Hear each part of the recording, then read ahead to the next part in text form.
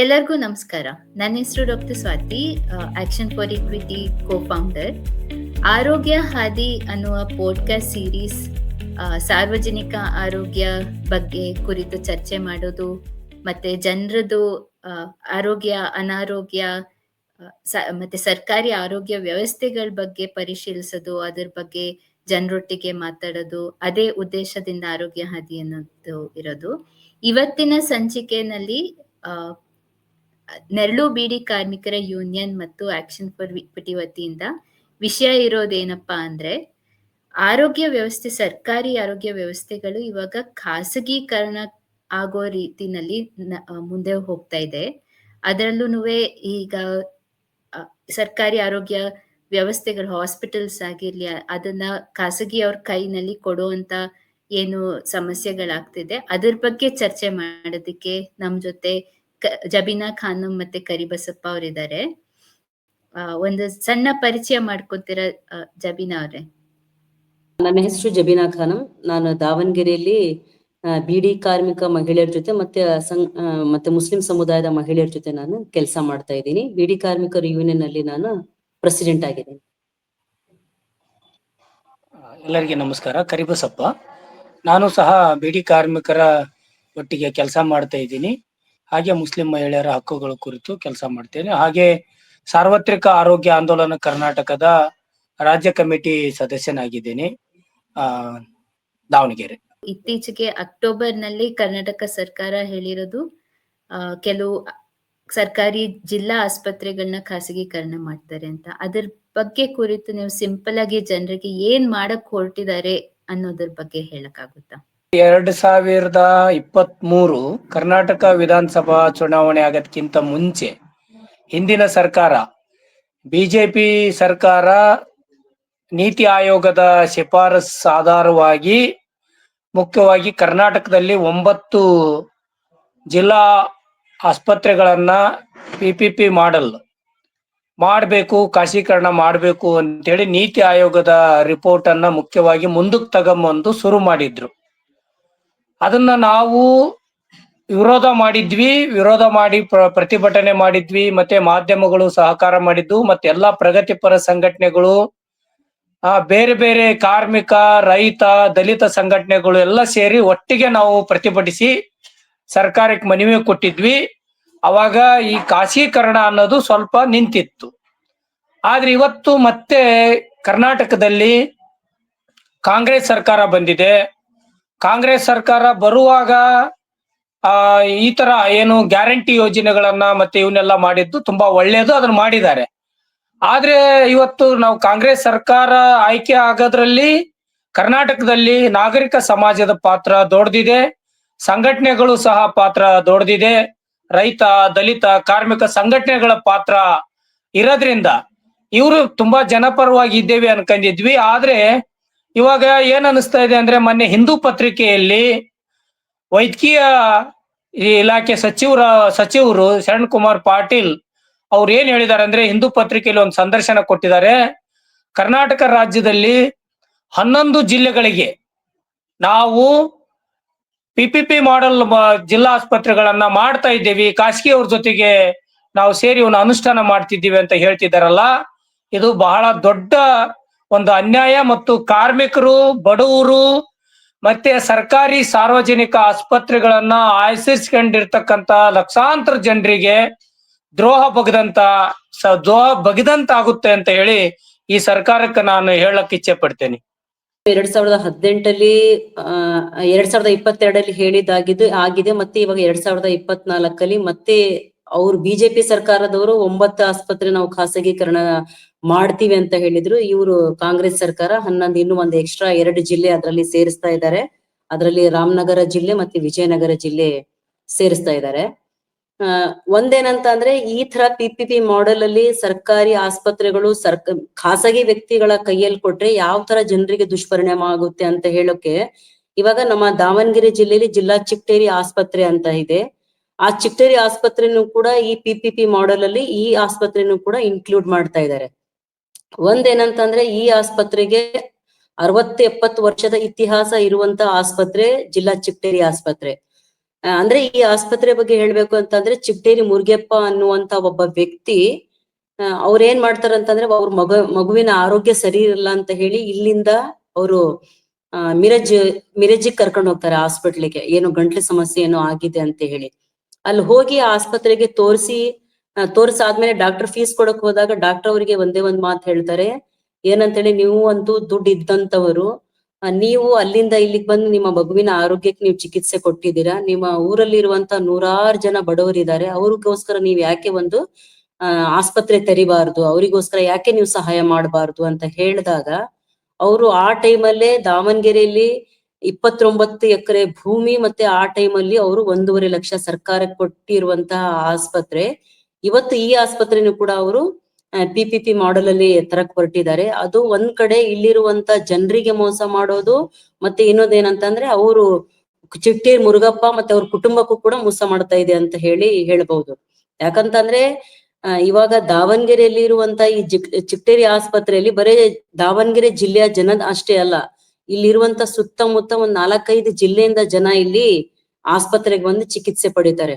ಚಿತ್ರದುರ್ಗ ಆಗಿರ್ಬಹುದು, ವಿಜಯನಗರ ಜಿಲ್ಲೆ, ಹಾವೇರಿ, ಶಿವಮೊಗ್ಗ, ಮತ್ತೆ ದಾವಣಗೆರೆಯ ಕೊನೆಯಲ್ಲಿರುವಂತ ಗಡಿ ಭಾಗದಲ್ಲಿ ಇರುವಂತ ಹಳ್ಳಿಯ ಜನ ಇಲ್ಲಿ ಚಿಕಿತ್ಸೆಯನ್ನು ಪಡಿತಾರೆ. ಇವತ್ತು ಈ ಆಸ್ಪತ್ರೆ ಖಾಸಗಿಯವರ ಕೈಯಲ್ಲಿ ಕೊಟ್ರೆ, ಇವಾಗ ಹೌದು ಈ ಸರ್ಕಾರಿ ಆಸ್ಪತ್ರೆಯಲ್ಲಿ ತುಂಬಾ ಅವ್ಯವಸ್ಥೆ ಇದೆ, ಸಿಬ್ಬಂದಿಗಳ ಕೊರತೆ ಇದೆ, ಔಷಧಿಗಳು ಸರಿಯಾಗಿ ಸಿಗಲ್ಲ, ಮತ್ತೆ ಡಾಕ್ಟರ್ಗಳ ಕೊರತೆ ಇದೆ, ಮತ್ತೆ ಇಲ್ಲಿ ತುಂಬಾ ಆರೋಗ್ಯ ನಿರಾಕರಣೆಗಳಾಗುತ್ತೆ, ಹಲವಾರು ಸಮಸ್ಯೆಗಳಿದಾವೆ. ಅಂತಂದ್ರೆ ಈ ಸಮಸ್ಯೆಯನ್ನು ಸರಿಪಡಿಸೋದು ಸರ್ಕಾರದ ಕೈಯಲ್ಲಿದೆ. ಯಾಕಂತಂದ್ರೆ ಎಲ್ಲರಿಗೂ ಕೂಡ ಆರೋಗ್ಯ ಅನ್ನೋದು ಒಂದು ಹಕ್ಕಾಗಿ ಜನರಿಗೆ ಸಿಗ್ಬೇಕು, ಒಂದು ಸೇವೆಯಾಗಿ ಜನರಿಗೆ ಸಿಗ್ಬೇಕು. ಇವತ್ತು ಯಾವ ಮಟ್ಟಕ್ಕೆ ಆರೋಗ್ಯ ವ್ಯವಸ್ಥೆ ಬಂದಿದೆ ಅಂತ ಅಂದ್ರೆ, ಉಳ್ಳವರು ದುಡ್ಡು ಖರ್ಚು ಮಾಡ್ಕೊಂಡು ತನ್ನ ಆರೋಗ್ಯ ಸೇವೆಯನ್ನು ಪಡ್ಕೋಬೇಕು, ಇಲ್ದೇ ಇರುವಂತ ಬಡವರು, ದುಡ್ದು ತಿಂತಾ ಇರುವಂತ ಜನರು, ಅಸಂಘಟಿತ ವಲಯದಲ್ಲಿ ಕೆಲಸ ಮಾಡುವಂತ ಜನರು, ಅವರೆಲ್ಲರೂ ಕೂಡ ನಿಜವಾಗ್ಲೂ ಕೂಡ ಅವರಿಗೆ ಆರೋಗ್ಯ ಒಂದು ಹಕ್ಕಾಗಿ ಯಾರಿಗೂ ಕೂಡ ಸಿಗ್ತಾ ಇಲ್ಲ. ಇಂಥ ಸಂದರ್ಭದಲ್ಲಿ ಸರ್ಕಾರ ಮಾಡ್ಬೇಕಾಗಿರುವಂತ ಕೆಲಸ ಏನಿತ್ತು ಅಂತ ಅಂದ್ರೆ, ಎಲ್ಲಿ ಸಿಬ್ಬಂದಿಗಳ ಕೊರತೆ ಇದೆ ಆ ಸಿಬ್ಬಂದಿಗಳ ಕೊರತೆ ನೀಗಿಸ್ಬೇಕಾಗಿತ್ತು. ಎಲ್ಲಿ ಆರೋಗ್ಯದಲ್ಲಿ ಔಷಧಿಗಳ ಕೊರತೆ ಇತ್ತು ಅಲ್ಲಿ ಔಷಧಿಗಳನ್ನು ಲಭ್ಯವಾಗಿ ಸಿಗುವಂತೆ ಮಾಡ್ಬೇಕಾಗಿತ್ತು. ಅದೆಲ್ಲ ಬಿಟ್ಟು ಇವತ್ತು ಸರ್ಕಾರ ಏನ್ ಮಾಡಕ್ ಹೋಗಿದೆ ಅಂತ ಅಂದ್ರೆ, ನಾವು ಪ್ರೈವೇಟ್ ಕೈಯಲ್ಲಿ ಕೊಡಕ್ ಹೋಗಿದೆ. ಇವತ್ತು ಒಬ್ಬ ಪ್ರೈವೇಟ್ ವ್ಯಕ್ತಿ, ಒಬ್ಬ ಖಾಸಗಿ ವ್ಯಕ್ತಿ ಮಾಡ್ತಾರೆ ಅಂತ ಹೇಳಿ ಈ ಸರ್ಕಾರಕ್ಕೆ ನಂಬಿಕೆ ಇರುವಾಗ, ಸರ್ಕಾರ ಮಾಡುತ್ತೆ ಅಂತ ಹೇಳಿ ಯಾಕೆ ಈ ಸರ್ಕಾರಕ್ಕೆ ನಂಬಿಕೆ ಇಲ್ವಾ? ನಾವ್ ಹೇಳೋದಂದ್ ಏನಂತ ಅಂದ್ರೆ, ನಿಜವಾಗ್ಲೂ ಕೂಡ ನಮಗೆ ಸರ್ಕಾರಿ ಮೆಡಿಕಲ್ ಕಾಲೇಜ್ ಬೇಕು. ಆ ಸರ್ಕಾರಿ ಮೆಡಿಕಲ್ ಕಾಲೇಜ್ ನಡೆಯೋದು ಸರ್ಕಾರಿ ಸ್ವಾಮ್ಯದ ಅಡಿಯಲ್ಲೇ ನಡಿಬೇಕು. ಯಾವುದೇ ಪ್ರೈವೇಟ್ ಖಾಸಗಿ ವ್ಯಕ್ತಿ ಕೈಯಲ್ಲಿ ಇದು ಹೋಗ್ಬಾರ್ದು, ಅವ್ರ ಕೈಯಲ್ಲಿ ನಡಿಬಾರ್ದು. ಇವಾಗ ನೋಡಿ, ಈ PPP ಮಾಡೆಲ್ ಅಲ್ಲಿ ಬಂದ್ರೆ ಯಾವ ತರ ದುಷ್ಪರಿಣಾಮ ಆಗುತ್ತೆ ಅಂತಂದ್ರೆ, ಉದಾಹರಣೆ ನಾನು ಪದೇ ಪದೇ ಯಾಕೆ ದಾವಣಗೆರೆ ಚಿಟ್ಟೇರಿ ಆಸ್ಪತ್ರೆ ಬಗ್ಗೆ ಹೇಳಕ್ ಇಷ್ಟಪಡ್ತೀನಿ ಅಂತ ಅಂದ್ರೆ, ಈ ಆಸ್ಪತ್ರೆನೂ ಕೂಡ ಇನ್ಕ್ಲೂಡ್ ಆಗ್ತಾ ಇದೆ, ಅದರಲ್ಲಿ ಸೇರ್ಪಡೆ ಆಗ್ತಾ ಇದೆ ಅನ್ನೋ ಕಾರಣಕ್ಕೆ ನಾನು ಪದೇ ಪದೇ ಹೇಳ್ತಾ ಇದ್ದೀನಿ. ದಾವಣಗೆರೆಯಲ್ಲಿರುವಂತ ಜಿಲ್ಲಾ ಚಿಟ್ಟೇರಿ ಆಸ್ಪತ್ರೆ 950 ಬೆಡ್ ಇರುವಂತ ಆಸ್ಪತ್ರೆ. ನಾಳೆ PPP ಮಾಡೆಲ್ ಅಲ್ಲಿ ಹೋದ್ರೆ ಅಲ್ಲಿರುವಂತ ಖಾಸಗಿ ಒಬ್ಬ ವ್ಯಕ್ತಿ ಏನ್ ಮಾಡಬಹುದು ಅಂತ ಅಂದ್ರೆ, 10 ಬೆಡ್ ಬಡವರಿಗೆ ಮೀಸಲಿಡಬಹುದು, ಉಳ್ದಿದ್ ಬೆಡ್ ಅವ್ರು ಏನ್ ಬೇಕಾದ್ರೂ ಮಾಡ್ಬಹುದು. ಇವತ್ತು ನಾವು ನೋಡ್ತಾ ಇದೀವಿ, ಶಿಕ್ಷಣ ಆಗಿರ್ಬಹುದು, ಮತ್ತೆ ಹೊರಗಡೆ ನಾವು ಪ್ರೈವೇಟ್ ಹಾಸ್ಪಿಟಲ್ಗಳಲ್ಲಿ ಹೋದಾಗ ಯಾವ ತರ ಜನರಿಗೆ ಆರೋಗ್ಯದ ಹಕ್ಕುಗಳು ಯಾವ ತರ ನಿರಾಕರಣೆಗಳಾಗುತ್ತೆ. ಅಲ್ಲಿ ಒಂಥರ ಆರೋಗ್ಯ ಸೇವೆ ಅನ್ನೋದು ಒಂಥರ ವ್ಯಾಪಾರ, ಒಂದ್ ಬಿಸ್ನೆಸ್ ತರ ಆಗಿದೆ ಇವತ್ತು. ಆರೋಗ್ಯ ನಮಗೇನಾದ್ರೂ ಪಡಿಬೇಕು ಅಂತ ಅಂದ್ರೆ ಆ ಸಂದರ್ಭದಲ್ಲಿ ನಾವ್ ಹೇಳೋದೇನಂತ ಅಂದ್ರೆ, ಯಾರಿಗೂ ಕೂಡ ಈ ಪ್ರೈವೇಟ್ ಇದು ಖಾಸಗಿ ಕೈಯಲ್ಲಿ ಯಾವುದೇ ಕಾರಣಕ್ಕೂ ಕೊಡಬಾರ್ದು. ಇದು PPP ಮಾಡೆಲ್ ಅಲ್ಲಿ ಕೊಡದೆ ಈ ಆಸ್ಪತ್ರೆಗಳು ಉನ್ನತ ದರ್ಜೆಗೇರಿಸ್ಬೇಕು. ಇಲ್ಲಿರುವಂತ ಯಾವೆಲ್ಲ ಕೊರತೆಗಳು ಇದಾವೆ ಆ ಕೊರತೆಗಳು ಸರ್ಕಾರ ನೀಗಿಸ್ಬೇಕು ಅಂತ ಹೇಳಿ ನಾನು ಹೇಳಕ್ ಇಷ್ಟಪಡ್ತೀನಿ. ನಿಮ್ಮ ನಿಲುವು ತುಂಬಾ ಗಟ್ಟಿಯಾಗಿ ನೀವು ಸ್ಪಷ್ಟವಾಗಿ ತಿಳಿಸಿದ್ದೀರಾ. ಏನಕ್ಕೆ ಸರ್ಕಾರಿ ಆಸ್ಪತ್ರೆಗಳನ್ನ ಖಾಸಗಿ ಕೈಗೆ ಕೊಟ್ರೆ ಅದು ದುರ್ಪರಿಣಾಮ ಆಗುತ್ತೆ, ಯಾವ ರೀತಿನಲ್ಲಿ ಜನರಿಗೆ, ಅದು ಬಡ ಜನರಿಗೆ ಮತ್ತೆ ದುಡಿಯುವ ವರ್ಗದವರಿಗೆ ಹೇಗೆ ಅದು ಪರಿಣಾಮ ಉಂಟಾಗುತ್ತೆ ಅಂತ ತುಂಬಾ ಸ್ಪಷ್ಟವಾಗಿ ತಿಳಿಸಿದ್ದೀರಾ. ಈ ಜಿಲ್ಲೆಗಳು ಅವರು ಕೊಡ್ತಾ ಇರೋ ಕಾರಣ ಏನು ಅಂದ್ರೆ, ಈ ಜಿಲ್ಲೆಗಳಲ್ಲಿ ಮೆಡಿಕಲ್ ಕಾಲೇಜ್ಗಳಿಲ್ಲ, ಇಲ್ಲಿ ಮೆಡಿಕಲ್ ಕಾಲೇಜ್ಗಳು ಸ್ಥಾಪಿಸ್ಬೇಕು, ಅದನ್ನ ನಮ್ ಸರ್ಕಾರದಿಂದ ಮಾಡೋದಿಕ್ಕೆ ಕಷ್ಟ, ಅದಕ್ಕೇನೆ ಖಾಸಗಿ ಕೈಗೆ ಕೊಡ್ತಾ ಇದೀವಿ. ಆದ್ರೆ ಆ ಮೆಡಿಕಲ್ ಕಾಲೇಜಿಗೆ ಆಸ್ಪತ್ರೆ ಇರ್ಬೇಕಲ್ಲ, ಅದಕ್ಕೆ ಜಿಲ್ಲಾ ಆಸ್ಪತ್ರೆಗೆ ಅವ್ರ ಕೈ ಕೊಡ್ತಾ ಇದೀವಿ ಅನ್ನೋ ಕಾರಣ ಹೇಳ್ತಾ ಇದ್ದಾರೆ. ಬಟ್ ಈ ಈ ಮೆಡಿಕಲ್ ಕಾಲೇಜಸ್ ಖಾಸಗಿಯವರೇ ಶುರು ಮಾಡ್ಬೇಕಾ? ಏನಕ್ಕೆ ಇದಕ್ಕೆ ಖಾಸಗಿಯವರು ಒಳಗಡೆ ಬರ್ತಾ ಇದ್ದಾರೆ? ಹೇಗೆ ಇದರಿಂದ ನಿಜವಾಗ್ಲೂ ಮೆಡಿಕಲ್ ಕಾಲೇಜು ಸ್ಥಾಪನೆ ಆಗಿ ಜನರಿಗೆ ಉಪಯೋಗ ಆಗೋ ತರ ಆಗುತ್ತಾ ಇಲ್ವಾ ಅಂತ? ಅಲ್ಲ ನೋಡಿ, ಇವಾಗ ಮೆಡಿಕಲ್ ಕಾಲೇಜು ಬೇಡ ಅಂತ ಯಾರು ಹೇಳ್ತಾ ಇಲ್ಲ. ದಾವಣಗೆರೆಯಲ್ಲಿ ಮೆಡಿಕಲ್ ಕಾಲೇಜ್ ಬೇಕು, ಆದ್ರೆ ಸರ್ಕಾರಿ ಮೆಡಿಕಲ್ ಕಾಲೇಜ್ ಬೇಕು. ಜಿಲ್ಲಾ ಆಸ್ಪತ್ರೆಯಲ್ಲಿನೇ ಅವ್ರು ಸರ್ಕಾರಿ ಮೆಡಿಕಲ್ ಕಾಲೇಜ್ ಕಟ್ಟಕ್ ಏನ್ ತೊಂದ್ರೆ ಇಲ್ಲ. ಆದ್ರೆ ಖಾಸಗಿ ಮೆಡಿಕಲ್ ಕಾಲೇಜ್ಗಳನ್ನ ತಗೊಂಬರೋದು ಅಥವಾ ಖಾಸಗಿ ಮಾಡ್ಲಿ ನಮ್ಮ ಹತ್ರ ಹಣ ಇಲ್ಲ ಅಂದ್ರೆ, ನಾವು ಕೇಳ್ತಾ ಇರೋದು ಕರ್ನಾಟಕದಲ್ಲಿ 3 ಲಕ್ಷ ಕೋಟಿ ಬಜೆಟ್ ಇದೆ, ಕರ್ನಾಟಕದ ವಾರ್ಷಿಕ ಬಜೆಟ್. ಸರ್ಕಾರಿ ಮೆಡಿಕಲ್ ಕಾಲೇಜು ಸರ್ಕಾರಿ ಆಸ್ಪತ್ರೆ ಇತ್ತಂದ್ರೆ ದುಡಿ ತಿಂತಕ್ಕಂತ ವರ್ಗದ ಕಾರ್ಮಿಕ ವರ್ಗರಿಗೆ, ದಲಿತರಿಗೆ, ರೈತರಿಗೆ, ಮಹಿಳೆಯರಿಗೆ ಯಾರತ್ರ ತಮ್ಮ ಜೇಬಿನಿಂದ ಹಣವನ್ನ ಖರ್ಚು ಮಾಡಿ ಅನಾರೋಗ್ಯ ಚಿಕಿತ್ಸೆ ಪಡೆಯಕ್ಕಾಗಲ್ವೋ ಅವ್ರಿಗೆ ಅನುಕೂಲ ಆಗುತ್ತೆ. ಖಾಸಗಿ ಅವ್ರಿಗೆ ಕೊಟ್ರೆ ಖಾಸಗಿಯವರು ಇವತ್ತು ಉದಾಹರಣೆ ಜಿಲ್ಲಾ ಆಸ್ಪತ್ರೆಗಳಲ್ಲಿ ನಾವು ನೋಂದಣಿ ಮಾಡಿಸ್ಬೇಕಂದ್ರೆ 10 ರೂಪಾಯಿ ಕೊಡ್ಬೇಕು. ನಾಳೆ ಖಾಸಗಿಯವನು 500 ರೂಪಾಯಿ ನೋಂದಣಿ ಫೀಸ್ ಮಾಡಿದ್ರೆ ಏನ್ ಮಾಡಕ್ಕಾಗುತ್ತೆ? ಬಡವ್ರು ಏನಾದ್ರೂ ಅನಾರೋಗ್ಯಕ್ಕೆ ಚಿಕಿತ್ಸೆ ಪಡಿಲಿಕ್ಕಾಗುತ್ತಾ? ಇವತ್ತೇ ಸರ್ಕಾರಿ ಆರೋಗ್ಯ ವ್ಯವಸ್ಥೆ ಇದ್ರೂ ಸಹ ಜನರು ತಮ್ಮ ಜೇಬಿನಿಂದ 70-80 ರೂಪಾಯಿಯನ್ನ ಖರ್ಚು ಮಾಡ್ತಾ ಇದ್ದಾರೆ ಅನಾರೋಗ್ಯಕ್ಕಾಗಿ, ಆರೋಗ್ಯಕ್ಕಾಗಿ ಅಲ್ಲ. ಅಂತದ್ರಲ್ಲಿ ಇವ್ರೇನಾದ್ರೂ ಸರ್ಕಾರ ಖಾಸಗಿಯವ್ರಿಗೆ ಕೊಟ್ರೆ, PPP ಮಾಡಲ್ ಏನಾದ್ರು ಮಾಡಿದ್ರೆ ಜನರ ಸಾವಿನ ಸಂಖ್ಯೆ ಮತ್ತೆ ಅನಾರೋಗ್ಯದ ಪರಿಸ್ಥಿತಿಯನ್ನ ದೊಡ್ಡ ಮಟ್ಟದಲ್ಲಿ ನಾವು ನೋಡ್ಬೇಕಾಗುತ್ತೆ. ಇದು ಅಪಾಯ. ಯಾಕೆ ಈ ಮಾತನ್ನ ಹೇಳ್ತಿದ್ದೇನೆ ಅಂದ್ರೆ, ಈಗಾಗಲೇ ಸರ್ಕಾರ PPP ಮಾಡಲ್ ಮಾಡಿ ಸೋತಿದೆ ಅಂತ ನಮ್ ಕಣ್ಣು ಮುಂದೆ 2 ಚಿತ್ರಣ ಇದೆ. ಒಂದು, ಉಡುಪಿಯ ಮಹಿಳಾ ಮತ್ತು ಮಕ್ಕಳ ಆಸ್ಪತ್ರೆಯನ್ನ ಖಾಸಗಿಯವ್ರಿಗೆ ಕೊಟ್ಟಿದ್ರು. ಇವತ್ತು ಒಳ್ಳೆ ಆಸ್ಪತ್ರೆಯನ್ನ ಖಾಸಗಿಯವರು ಬಂದು ಹಾಳು ಮಾಡಿ ತಮಗೆ ನಡ್ಸಕ್ ಆಗಲ್ಲ ಅಂತೇಳಿ ವಾಪಸ್ ಕೊಟ್ಟಿದ್ದಾರೆ. ಇನ್ನೊಂದು, ರಾಯಚೂರಿನ ಎಪೆಕ್ ಆಸ್ಪತ್ರೆ ಏನಿದೆ, ಆ ಆಸ್ಪತ್ರೆಯನ್ನ ಖಾಸಗಿಯವ್ರಿಗೆ ಕೊಟ್ಟು ಅದನ್ನೂ ಸಹ ಸರಿಯಾಗಿ ನಡೆಸಕ್ ಆಗದೆ ಇದ್ದಂತ ಪರಿಸ್ಥಿತಿಯಲ್ಲಿ ಸರ್ಕಾರಕ್ಕೆ ವಾಪಸ್ ಕೊಟ್ಟಿದ್ದಾರೆ. ಹಾಗಾಗಿ ಸರ್ಕಾರನೇ ಆರೋಗ್ಯವನ್ನ ತನ್ನ ಕೈಯಲ್ಲಿ ಇಟ್ಕೋಬೇಕು. ಆರೋಗ್ಯ ಮತ್ತು ಶಿಕ್ಷಣ ಸರ್ಕಾರ ನಡೆಸಬೇಕು. ಅವಾಗ ಜನರಿಗೆ ಹಕ್ಕುಗಳು ಇರ್ತವು. ದುಡಿ ತಿಂತಕ್ಕಂತ ಪ್ರತಿಯೊಬ್ಬರಿಗೂ ಹಕ್ಕಿರುತ್ತೆ ನಮಗ್ ಕೇಳಲಿಕ್ಕೆ. ಹಾಗಾಗಿ ನಾವು ಹೇಳ್ತಾ ಇರೋದೇನಂದ್ರೆ, ಸರ್ಕಾರ ತಪ್ಪು ತಿಳಿಯೋದ್ ಬೇಡ. ಮೆಡಿಕಲ್ ಕಾಲೇಜ್ ಬೇಕು, ಅದು ಸರ್ಕಾರಿ ಮೆಡಿಕಲ್ ಕಾಲೇಜ್ ಬೇಕು. ಸರ್ಕಾರಿ ಮೆಡಿಕಲ್ ಕಾಲೇಜ್ ಬೇಕು. ಮತ್ತೆ ಏನ್ PPP ಮಾಡಲ್ಲ ಅಂತ ಹೇಳ್ತಿದಾರಲ್ಲ ಮಂತ್ರಿಗಳು, ಅದನ್ನ ವಾಪಸ್ ತಕ್ಕಬೇಕು. ಸರ್ಕಾರಿ ಮೆಡಿಕಲ್ ಕಾಲೇಜು ಕಟ್ಲಿ, ಮತ್ತೆ ಜಿಲ್ಲಾ ಆಸ್ಪತ್ರೆಯ ಅಭಿವೃದ್ಧಿಗಾಗಿ ಇನ್ನೂ ಬಜೆಟ್ ನಲ್ಲಿ ಹೆಚ್ಚು ಹಣ ಕೊಡ್ಲಿ. ಅದರಿಂದ ಈ ರಾಜ್ಯದ ಬಡವರು, ಕಾರ್ಮಿಕರು ನಿಜವಾಗ್ಲೂ ಅನುಕೂಲ ಆಗುತ್ತೆ. ಹಾಗಾಗಿ ನಾವು ಈ PPP ಮಾಡಲ್ ಅನ್ನ ಖಂಡಿತ ವಿರೋಧಿಸ್ತೀವಿ. ನಾವಷ್ಟೇ ಅಲ್ಲ, ನೀವು ಬಂದು ಬೇಕಾದ್ರೆ ಜಿಲ್ಲಾ ಆಸ್ಪತ್ರೆಯಲ್ಲಿ ಅಲ್ಲಿ ಚಿಕಿತ್ಸೆ ಪಡಿತಕ್ಕಂತ ರೋಗಿಗಳನ್ನ ಕೇಳ್ರಿ, ಅವ್ರ ಸಂಬಂಧಿಕರನ್ನ ಕೇಳಿ, ಖಂಡಿತ ವಿರೋಧ ಮಾಡ್ತಾರೆ. ಇವತ್ತು ಜನರ ಪರಿಸ್ಥಿತಿ ಯಾವ ತರ ಇದೆ ಅಂತಂದ್ರೆ, ಪ್ರತಿ ದಿನನಿತ್ಯ ಅವರು ದುಡಿಬೇಕು. ದುಡ್ಡಲ್ಲಿ ಇವಾಗ ಸುಮಾರು ಜನ ನಾವು ಜನರ ಜೊತೆ ಕೆಲಸ ಮಾಡುವಾಗ ಅವ್ರಿಗೆ ಪ್ರಶ್ನೆ ಕೇಳ್ತೀವಲ್ಲ, ಅಂದ್ರೆ ಸುಮಾರು ಅವರು ಆರ್ಥಿಕವಾಗಿ ಮನೆ ಸಮಸ್ಯೆಗಳು ಇದ್ದಾಗ ಅವ್ರು ಖಂಡಿತ ಅವ್ರು ನಮ್ಮ ಮುಂದೆ ಹಂಚ್ಕೊಳ್ಳೋದು ಏನಂತ ಅಂದ್ರೆ, ಆರೋಗ್ಯಕ್ಕಲ್ಲ ಅನಾರೋಗ್ಯಕ್ಕಾಗಿ ಅವರು ಚಿಕ್ಕ ಮನೆಗಳು ತಗೊಂಡಿದ್ದು ಕೂಡ ಮನೆ ಮಾರಾಟ ಮಾಡಿರೋ ಉದಾಹರಣೆಗಳಿದಾವೆ. ಮತ್ತೆ ಮನೆ ಲೀಸಿಗೆ ಹಾಕೊಂಡಿರೋ ಮನೆಗಳ ದುಡ್ಡಿದೆಲ್ಲ ಅದು ವಾಪಸ್ ಪಡ್ಕೊಂಡು ತನ್ನ ಅನಾರೋಗ್ಯಕ್ಕೆ ಖರ್ಚು ಮಾಡಿರುವಂತದ್ದು ಉದಾಹರಣೆಗಳು ಇದಾವೆ. ಇಂಥ ಸಂದರ್ಭದಲ್ಲಿ ಇವಾಗ ನಾವೇನಂತೀವಿ ಅಂತಂದ್ರೆ, ಜನರಿಗೆ ಆರೋಗ್ಯ ಒಂದ್ ಹಕ್ಕಾಗಿ ಸಿಗ್ಬೇಕು ಅಂತ ಹೇಳ್ತೀವಿ. ಇವತ್ತು ಜನ ಏನ್ ಮಾಡ್ತಿದಾರೆ ಅಂತಂದ್ರೆ, ತನ್ನ ಪಾಕೆಟ್ ಇಂದಾನೆ 100 ರೂಪಾಯಿಲಿ 80 ರೂಪಾಯಿ ಅವ್ರು ಖರ್ಚು ಮಾಡ್ತಾ ಇದ್ದಾರೆ.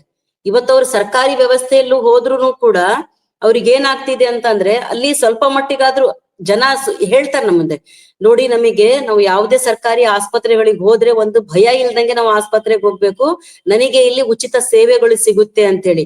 ಇವತ್ತೇನಾಗ್ತಿದೆ ಅಂತಂದ್ರೆ, ಅಲ್ಲಿ ಇಲ್ಲಿ ಸಿಬ್ಬಂದಿಗಳು ಅಂದ್ರೆ ಅವ್ರ ನೆಪ ಏನಂತ ಅಂದ್ರೆ, ಇಲ್ಲಿ ಮೂಲಭೂತ ಸೌಲಭ್ಯಗಳು ಅವರಿಗೆ ಸಿಗೋ ಹಾಗೆ ಮಾಡೋದು, ಸಿಬ್ಬಂದಿಗಳ ನೇಮಕಾತಿಯನ್ನು ಯಾವತ್ತೂ ಕೂಡ ಫುಲ್ಫಿಲ್ ಮಾಡದೆ ಇವತ್ತೇನ್ ಮಾಡ್ತಾ ಇದೆ ಅಂತಂದ್ರೆ, ಇಲ್ಲ ನಾವು ಸರಿ ಮಾಡ್ತೀವಿ, ಆರೋಗ್ಯ ಸೇವೆ ಕೊಡ್ತೀವಿ ಅಂತ ಹೇಳಿ ಬೇರೆಯವ್ರ ಕೈಯಲ್ಲಿ ಕೊಡೋದು ಎಷ್ಟು ಸರಿ? ಈ ಇರೋ ವ್ಯವಸ್ಥೆಯನ್ನು ಗಟ್ಟಿಗೊಳಿಸ್ಬೇಕು. ಇಲ್ಲೊಂದು ಪ್ರಶ್ನೆ ಏನ್ ಬರುತ್ತಂದ್ರೆ, ವ್ಯಕ್ತಿನೋ ಸಂಸ್ಥೆ ಮಾಡೋದಾದ್ರೆ ಸರ್ಕಾರ ಯಾಕೆ ಮಾಡಕ್ಕಾಗಲ್ಲ ಅಲ್ವಾ? ಇಲ್ಲೊಂದು ಪ್ರಶ್ನೆ ಬರುತ್ತೆ ನೋಡಿ, ವ್ಯಕ್ತಿನೋ ಒಂದ್ ಸಂಸ್ಥೆನೋ ಖಾಸಗಿಯವ್ರು ಮಾಡೋದಾದ್ರೆ ಸರ್ಕಾರ ಯಾಕೆ ಮಾಡಕ್ಕಾಗಲ್ಲ ಅನ್ನೋ ಒಂದ್ ಪ್ರಶ್ನೆ ಬರುತ್ತೆ. ಮತ್ತೆ ಸರ್ಕಾರ ಈಗಾಗ್ಲೇನೆ ನಮ್ ಕಣ್ ಮುಂದೆನೆ PPP ಮಾಡೆಲ್ ಫೇಲ್ ಆಗಿದ್ದಿದೆಯಲ್ಲ, ಮತ್ತೆ ಸರ್ಕಾರ ಇದ್ರ ಬಗ್ಗೆ ಮಾತಾಡ್ತತೆ ಅಂದ್ರೆ ಅವರ ಒಲವು ಯಾವ ಕಡೆ ಇದೆ? ಅಂದ್ರೆ ಜನರು ಮತ ಹಾಕ್ಲಿಕ್ಕೆ ಮಾತ್ರ ಅರ್ಹತೆ ಅನ್ನೋ ತರ ಇದೆನಾ? ಅದು ನಾವ್ ಇವತ್ತು ಕರ್ನಾಟಕದಲ್ಲಿ ಪ್ರಗತಿಪರ ಸರ್ಕಾರ ಬಂದಿದೆ ಅಂತ ನಾವೆಲ್ಲ ಹೆಮ್ಮೆಯಿಂದ ಹೇಳ್ತಕ್ಕಂತ ಸರ್ಕಾರ ಬಾಯಿಂದ ಬರೋ ಮಾತಾ ಇದು. ಅವ್ರು ನಾವು ಪ್ರಶ್ನೆ ಮಾಡ್ಬೇಕಾಗಿದೆ. ಪಕ್ಕದಲ್ಲಿ ಕೇರಳದಲ್ಲಿ ಆರೋಗ್ಯ ವ್ಯವಸ್ಥೆ ತುಂಬಾ ಚೆನ್ನಾಗಿದೆ, ಹೌದಾ? ಆದ್ರೆ ಕರ್ನಾಟಕದಲ್ಲೇನೆ ಯಾಕೆ ಪದೇ ಪದೇ ನೀತಿ ಆಯೋಗದ ಶಿಫಾರಸುಗಳನ್ನ ಇವ್ರು ಒಪ್ಪಿಗೆ ಅಂತಾರೆ? ಸೆಂಟ್ರಲ್ ಗೌರ್ಮೆಂಟೇ ಒಂದ್ ಅಂಕಿಅಂಶ ಹೇಳುತ್ತೆ, ಇಡೀ ದೇಶದಲ್ಲಿ ಇವತ್ತು ಈ ಹೊತ್ತಿಗೂ ಸಹ 20 ಕೋಟಿ ಜನ BPL ಅಡಿಯಲ್ಲಿದ್ದಾರೆ ಅಂತ ಸರ್ಕಾರದ ಅಂಕಿಅಂಶ ಹೇಳುತ್ತೆ. ಇದು ನಮ್ದು ಯಾರ್ದು ಅಂಕಿಅಂಶ ಅಲ್ಲ. ಲೋಕಸಭೆಯಲ್ಲಿನೇ ತಾನು ಹೇಳಿದೆ, BPL ಅಡಿಯಲ್ಲಿದ್ದಾರೆ 20 ಕೋಟಿ ಜನ ಅಂದ್ರೆ, ಅದರಲ್ಲಿ 20 ಕೋಟಿಯಲ್ಲಿ BPL ಇದಾರೆ ಅಂದ್ರೆ ಅವ್ರಿಗೆಲ್ಲರಿಗೂ ಸಹ ಆರೋಗ್ಯದ ಹಕ್ಕು ಸಿಗ್ಬೇಕು. ಅಂತದ್ರಲ್ಲಿ ಇವ್ರು ನಾವು ಖಾಸಗೀಕರಣ ಮಾಡ್ತೇವೆ ಅಂತ ಹೇಳಿದ್ರೆ ಇದು ಸರ್ಕಾರಕ್ಕೆ ನಾಚಿಕೆಗೇಡಿನ ವಿಷಯ. ಆಗ್ಬೇಕು, ಅವ್ರಿಗೆ ನಾಚಿಕೆನ ಆಗ್ಬೇಕು ಸಹ. ಇಲ್ಲ, ನೀವು ಇಬ್ರು ಹೇಳಿದ್ರಲ್ಲಿ ಒಂದು ಮುಖ್ಯ ಅಂಶ ಅನ್ಸಿದ್ದಂದ್ರೆ, ಜನರು ಭಯ ಇಲ್ದಂಗೆನೆ ಹೋಗ್ಬೇಕು, ಅಲ್ಲಿ ಅವ್ರಿಗೆ ಎಲ್ಲಾ ತರ ಸೌಲಭ್ಯ ಸಿಗಕ್ಕಾಗ್ಬೇಕು ಅಂದ್ರೆ ಸರ್ಕಾರ ಕಡೆಯಿಂದಾನೇ ಅದು ಸಾಧ್ಯ ಅಂತ ಒಂದು ಗಟ್ಟಿಯಾಗಿ ಅಂಶ ಬರ್ತಾ ಇದೆ. ಮತ್ತೆ ಸರ್ಕಾರ ಅವ್ರ ಮೇಲೆ ಅವ್ರ ಭರವಸೆ ಯಾಕೆ ಇಡ್ತಾ ಇಲ್ಲ? ಅದ್ರ ಬದಲು ಖಾಸಗಿ ಕೈದು ಭರವಸೆ ಖಾಸಗಿ ಕೊಡೋಕೆ ಹೋಗ್ತಾ ಇದಾರಲ್ಲ, ಅದು ಏನಕ್ಕೆ ಅಂತ. ಆ ನೀತಿ ಆಯೋಗದ್ದು ಏನ್ ಬಂದಿದೆ ಶಿಫಾರಸು, ಅದರಿಂದ ಏನಕ್ಕೆ ಎಲ್ಲ ಇದು ಬರೀ ಕರ್ನಾಟಕದಲ್ಲಿ ಅಲ್ಲ, ಈಗ ಸದ್ಯದಲ್ಲಿ ಮಧ್ಯಪ್ರದೇಶನಲ್ಲೂ ಕೂಡ ಇದೇ ಸಮಸ್ಯೆಯಿಂದ ಹಲವಾರು ಸಂಘಟನೆಗಳು ಹೋರಾಟ ಮಾಡ್ತಾ ಇದೆ. ಅಲ್ಲಿ ಕೂಡ ಈ ತರ ಖಾಸಗೀಕರಣ ಮಾಡೋದಕ್ಕೆ ಹೊರಟಿರೋದು ಕೂಡ ಇದೆ ಅಲ್ಲ. ಸೊ ಈ ನೀತಿ ಆಯೋಗ ಶಿಫಾರಸ್ ಬಗ್ಗೆ ಸ್ವಲ್ಪ ಹೇಳ್ತೀರಾ? ನಾವು ರಿಪೋರ್ಟ್ ನೋಡಿದಾಗ ಅದು ಏನ್ ಹೇಳ್ತಿದೆ ಅಂದ್ರೆ, ಸಂಪೂರ್ಣವಾಗಿ ಖಾಸಗಿಯವ್ರದ್ದು ರೈಟ್ಸ್ ಜಾಸ್ತಿ ಇದೆ ಅಂತ ಅನಿಸುತ್ತೆ. ಉದಾಹರಣೆ ನೋಡೋದಾದ್ರೆ, ಈಗ ಉದಾಹರಣೆ ಸರ್ಕಾರಿ ವ್ಯವಸ್ಥೆಯಲ್ಲಿದ್ರೆ ಕಮಿಟಿಗಳಿರ್ತಾವ, ಹೌದಾ? ARS ಕಮಿಟಿ, ಈ ತರದ್ ಬೇರೆ ಬೇರೆ ಕಮಿಟಿ ಇದ್ದಾಗ ಅಲ್ಲಿಯ ಜನಪ್ರತಿನಿಧಿಗಳು ಭಾಗವಹಿಸ್ತಾರೆ. ಜನಪ್ರತಿನಿಧಿಗಳು ಪ್ರಶ್ನೆ ಕೇಳ್ಬಹುದು, ಅಥವಾ ನಮ್ಮಂತ ಸಂಘಟನೆಯವರು ಹೋಗಿನೂ ಸಹ ಪ್ರಶ್ನೆ ಕೇಳ್ಬಹುದು. ಏನಾದ್ರೂ ಅಲ್ಲಿ ಚಿಕಿತ್ಸೆ ಸಿಗದಾಗ, ಸೇವೆಗಳು ಸಿಗದೆ ಇದ್ದಾಗ, ಅಥವಾ ಭ್ರಷ್ಟಾಚಾರ ನಡೆದಾಗ, ಅಥವಾ ಹಣ ಕೇಳಿದಾಗ ನಾವು ಕೇಳ್ಬಹುದು. ಈಗ PPP ಮಾಡಲ್ಲ ಅಂದ್ರೆ ಸಂಪೂರ್ಣ ಅದು ಖಾಸಗಿ ವ್ಯವಸ್ಥೆಯಲ್ಲಿ ಅವ್ರ ನಿರ್ಧಾರಗಳ ಅಂತಿಮ ಆಗುತ್ತೆ. ಈಗ ಉದಾಹರಣೆ, ನೀವು ಜನಪ್ರತಿನಿಧಿಗಳಾದ್ರೂ ಕಂಪ್ಲೇಂಟ್ ಕೊಡ್ಬೋದು ಜನಪ್ರತಿನಿಧಿಗಳಿಗೆ ಇವತ್ತಿನ ಪರಿಸ್ಥಿತಿಯಲ್ಲಿ. ಆದ್ರೆ ನೀತಿ ಆಯೋಗದ ಶಿಫಾರಸು ಏನ್ ಹೇಳುತ್ತೆ?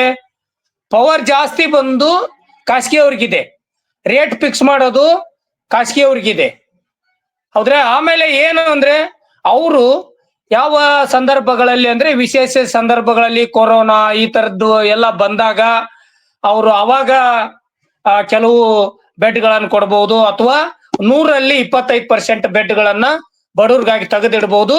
ಅದು ಯಾವಾಗ ಅಂದ್ರೆ, ಆ ಬೆಡ್ ಬೇಕಂದ್ರೆ ನೀವು ಡಿಸ್ಟ್ರಿಕ್ಟ್ ಸರ್ಜನ್ ಅವ್ರಿಗೆ ಮನವಿ ಕೊಡ್ಬೇಕಂತೆ.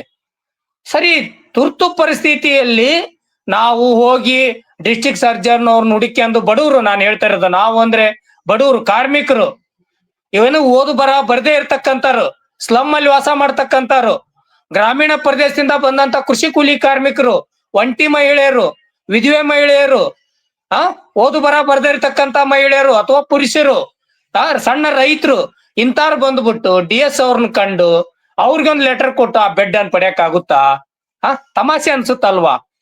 ನೀತಿ ಆಯೋಗ ಶಿಫಾರಸ್ ಮಾಡಬಹುದು. ನೀತಿ ಆಯೋಗದ ಶಿಫಾರಸನ್ನ ಅನುಷ್ಠಾನ ಮಾಡ್ಬೇಕಂತ ಏನಿಲ್ಲ, ಎಲ್ಲವನ್ನ ಅನುಷ್ಠಾನ ಮಾಡ್ಬೇಕಂತ ಏನಿಲ್ಲ.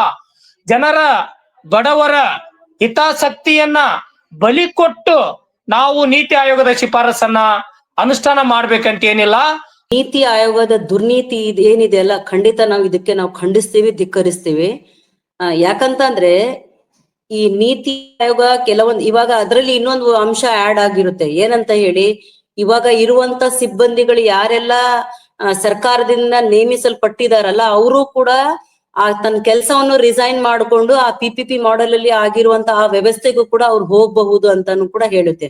ಅದಕ್ಕಾಗಿ ಅದ್ರ ಜೊತೆಯಲ್ಲಿ ಇವತ್ತು ಸರ್ಕಾರ ಜವಾಬ್ದಾರಿ ಶಿಕ್ಷಣ ಆಗಿರ್ಬಹುದು, ಆರೋಗ್ಯ ಆಗಿರ್ಬಹುದು, ಉದ್ಯೋಗ ಆಗಿರ್ಬಹುದು, ವಸತಿ ಆಗಿರ್ಬಹುದು, ಮತ್ತೆ ಉದ್ಯೋಗ ಅಷ್ಟೇ ಅಲ್ಲ, ಉದ್ಯೋಗಕ್ಕೆ ತಕ್ಕಂತೆ ಅವರಿಗೆ ಜೀವನಾಧಾರಿತ ವೇತನ ಇದು ಎಲ್ಲಾ ಕೊಡ್ಬೇಕಾಗಿರುವಂತ ಜವಾಬ್ದಾರಿ ಸರ್ಕಾರದ್ದು. ಇವತ್ ಏನ್ ಮಾಡ್ತಾ ಇದೆ ಸರ್ಕಾರ ಅಂತ ಅಂದ್ರೆ ಒಂದೊಂದೇ ಕಳ್ಚ್ಕೊತಾ ಇದ್ದಾರೆ. ಯಾಕಂತಂದ್ರೆ ಈ ಜವಾಬ್ದಾರಿಗಳು ಇದ್ಬಿಟ್ರೆ ಜನ ನಮಗೆ ಪ್ರಶ್ನೆ ಮಾಡಕ್ ಶುರು ಮಾಡ್ತಾರೆ. ಆ ಪ್ರಶ್ನೆಗಳು ಮಾಡಬಾರ್ದು, ಯಾರ್ದು ಒಂದ್ ಕೈಯಲ್ಲಿ ಕೊಟ್ಟು ಇವ್ರು ಆರಾಮಾಗಿರ್ಬೇಕು ಅಂತ ಹೇಳಿ. ಅಂದ್ರೆ ಈ ಹಿಂದೆನೂ ಕೂಡ ಬಿಜೆಪಿ ಸರ್ಕಾರ 9 ಆಸ್ಪತ್ರೆಗಳು ಮಾಡಕ್ ಬಂದಾಗ ಖಂಡಿತ ನಾವು ಅವತ್ತು ಕೂಡ ಖಂಡಿಸಿದೀವಿ.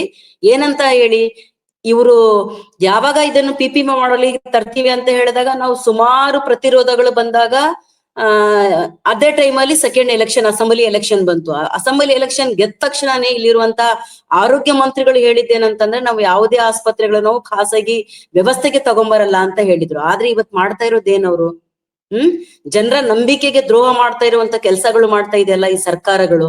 ಆರೋಗ್ಯ ಈಗ ಸಂವಿಧಾನದಲ್ಲಿ ಏನಿದೆ, ಕೇಂದ್ರ ಪಟ್ಟಿ, ರಾಜ್ಯ ಪಟ್ಟಿ, ಸಮವರ್ತಿ ಪಟ್ಟಿ ಅಂತ ಇದೆ. ಆರೋಗ್ಯ ಶಿಕ್ಷಣ ಬರದೇ ನಮ್ಮ ರಾಜ್ಯ ಪಟ್ಟಿಯಲ್ಲಲ್ವಾ? ಕರ್ನಾಟಕ ಏನದು 5 ರಾಜ್ಯಗಳಲ್ಲಿ ಮುಂದುವರೆದ ರಾಜ್ಯ, ಹಣ ಇದೆ ನಮ್ಮ ಹತ್ರ. ಯಾಕೆ ನಾವು ಶಿಫಾರಸುಗಳನ್ನ, ನೀತಿ ಆಯೋಗ ಶಿಫಾರಸುಗಳನ್ನ ಗೌರವ ಕೊಡೋಣ? ಅಲ್ಲಿಂದ ಒಳ್ಳೇದು ಬಂದ್ರೆ ಖಂಡಿತ ಗೌರವ ಕೊಡ್ಬೇಕು, ನಮ್ಮದೇ ಸರ್ಕಾರ. ಆದ್ರೆ ನಮ್ಮಲ್ಲಿದ್ದಾಗ ಹಣವನ್ನ ನಮ್ಮ ಸರ್ಕಾರ, ರಾಜ್ಯ ಸರ್ಕಾರ ಇದನ್ನು ವಿರೋಧಿಸ್ಬೇಕಲ್ವಾ? ನಮ್ಮ ತೆರಿಗೆ ಹಣದಿಂದ ಈ ಸರ್ಕಾರ ನಡೀತಾ ಇದೆ. ನಮ್ಮ ತೆರಿಗೆ ಹಣದಿಂದ ಸರ್ಕಾರ ನಡೆದ್ರಿಂದ ನಮಗೆ ಅಲ್ಲಿ ಹಕ್ಕುಗಳು ಇರ್ತವು. ಹಾಗಾಗಿ ಸರ್ಕಾರ ಈ ಮಾತನ್ನು ವಾಪಸ್ ತೆಗಿಬೇಕು.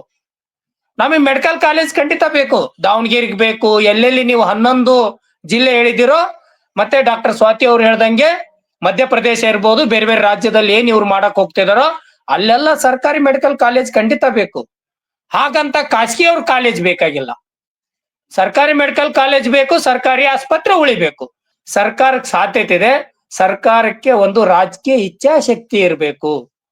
ಆರೋಗ್ಯ ಮಂತ್ರಿಗಳಿಗೆ ಆ ರಾಜಕೀಯ ಇಚ್ಛಾಶಕ್ತಿ ಇರಬೇಕು, ಬರೀ ಭಾಷಣ ಹೊಡಿಬಾರ್ದು. ಇದನ್ನ ಮಾಡ್ಬೇಕು. ಅವರು ಜನ ನೆನೆಸ್ತಾರೆ, ಖಂಡಿತ ಜನ ನೆನಪಿಟ್ಕಂತಾರೆ. ಇಂಥ ಮಂತ್ರಿ ಒಬ್ರಿದ್ರು, ಅವ್ರ ಕಾಲದಲ್ಲಿ ಈ ತರದ್ ಒಳ್ಳೆ ಕೆಲಸ ಆಗಿದವು ಅಂತ ಇವತ್ತಿಗೂ ಸಹ ನಮ್ಗೆ ಹಳೆ ನೆನಪುಗಳು ಯಾಕಿದವು ಅಂದ್ರೆ, ಅವ್ರ ಆ ತರ ಒಳ್ಳೆ ಕೆಲಸ ಮಾಡಿದಾಗ ಇವತ್ತು ನಾವು ಗೋಪಾಲ್ ಗೌಡ್ರನ್ನಾಗಿರ್ಲಿ, ಅಥವಾ ಬೇರೆ ಬೇರೆ ನಮ್ಮ ರಾಜ್ಯದ ಬೇರೆ ಬೇರೆ ರೈತ ಸಂಘದ ನಂಜುಂಡ ಸ್ವಾಮಿ ಅವ್ರನ್ನಾಗಿರ್ಲಿ, ಪುಟ್ಟಣ್ಣಯ್ಯ ಅವ್ರನ್ನಾಗಿರ್ಲಿ, ಅಥವಾ ಕಮ್ಯುನಿಸ್ಟ್ ಪಕ್ಷದ ಪಂಪಾಪತಿ ಅವ್ರನ್ನಾಗಿರ್ಲಿ, ಅಥವಾ ಬೇರೆ ಬೇರೆಯನ್ನ ನಾವು ಮರೆಯಲ್ಲ.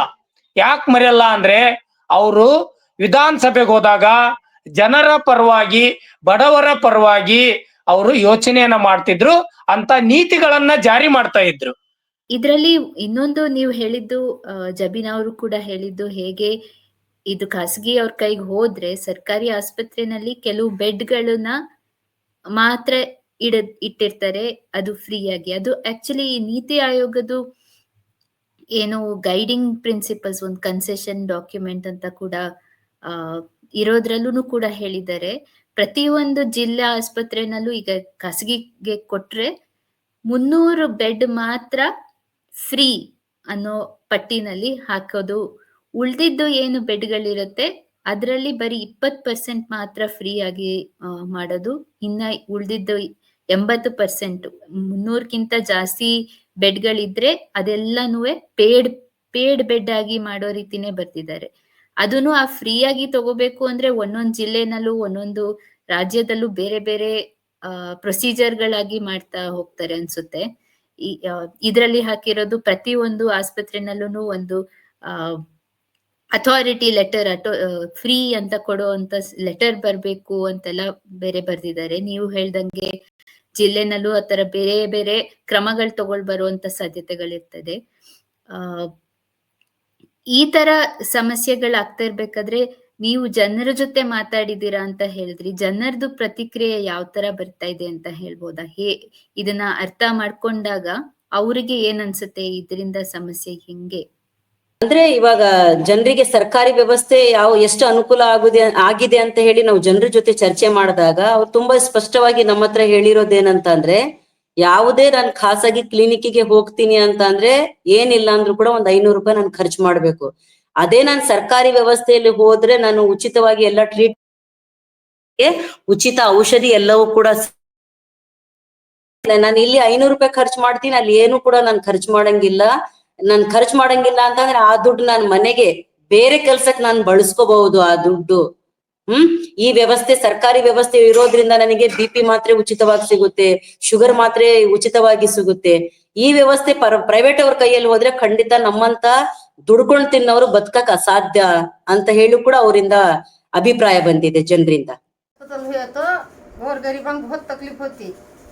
गवर्नमेंट है तो जल्दी जाती दिखा लेगा तीन बच्चों को बड़े को जरा बोले दवा टानिक का भी फ्री मिलती, नहीं तो बहुत तकलीफ होती है आदमी को। फॉर्म भर्ती भरना 500 रुपये कमाना का तो वो भी नहीं होता, 400-300 आयला का तुटको फटको वो हमारी जिंदगी। दिखाने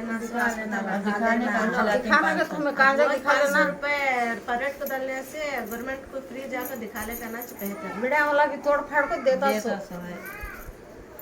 ಅದೇ ಇವಾಗ ಜನಕ್ಕೆ ಇದನ್ನ ಹೇಳಿದ್ರೆ ನಿಜವಾಗ್ಲೂ ತುಂಬಾ ಕಷ್ಟ ಅದನ್ನ ಅರ್ಥ ಮಾಡ್ಕೊಳೋದು ಅವ್ರಿಗೆ.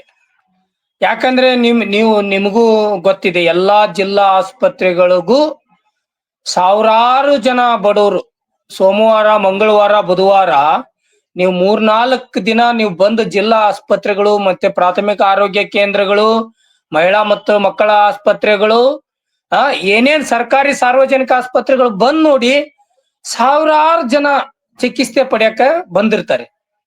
ಹಾಗಾಗಿ ಇವತ್ತು ಈ ತರ ನೀತಿ ಆಯೋಗ ಹೇಳ್ತಕ್ಕಂತ ಬೆಡ್ಗಳು ಇಷ್ಟು ಪ್ರಮಾಣ ಅದೇನಾದ್ರೂ ಸಾಧ್ಯತೆ ಇದೆನಾ?